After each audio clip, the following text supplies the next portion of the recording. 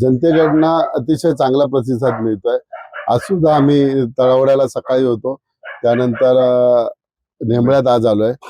मधल्या बैठका ज्या घेतल्या त्या बैठकामध्ये खरोखर लोकांचा प्रतिसाद चांगला आहे. सगळ्यांना वाटतं की शिवसेना ही निवडून आलीच पाहिजे आणि त्या पद्धतीने काम चालू आहे.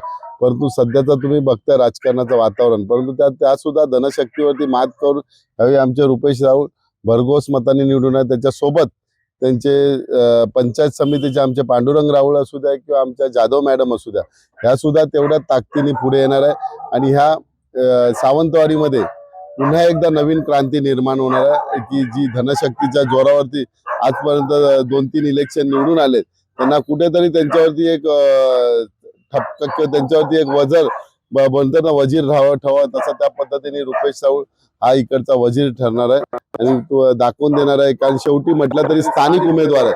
आज इकडनं यांना आयात करावं लागतं उमेदवार, त्यांच्याकडे स्वतःचा इकडचा एक सुद्धा उमेदवार त्यांची ताकद असताना सुद्धा हे स्वतःला तिकडच्या त्या लोकांचा, मी आज त्या गावड्यांचा एक इंटरव्ह्यू बघितला, अक्षरशः दोन्ही नवरा बायको रडत होते.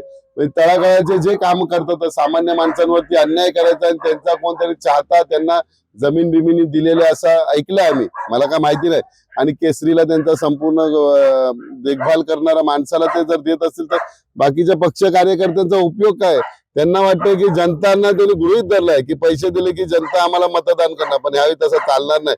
तुमची मनमानी कारभाराला कुठेतरी एक आवड घालावीच लागेल आणि ती आम्ही ह्या सावंतवाडीच्या तळावड्या जिल्हा परिषद पासून आम्ही ती सुरुवातच केली आहे. ही बघा, माणसाला मारण्यामध्ये मजा नसते. माणसाची जी वृत्ती आहे त्यांच्याकडे ते सत्तेचा वृत्ती आहे. म्हणजे मी करेन तेच कायदा, माझ्याकडे पैसा आहे, मी पैसा ओतल्यानंतर समोरच्याला पाहिजे तसा दाबेल, ही वृत्ती कुठेतरी गाडायची. आणि जनतेला आम्ही तेच आव्हान करतो, बघा भविष्यात जर निवडणूक लोकशाहीवरती गदा येण्याची चिन्ह दिसतात, जो काही आपल्याला अबाधित आपला मतदानाचा हक्क आहे तो मतदानाचा हक्क कुठेतरी नाहीसा होणार आहे.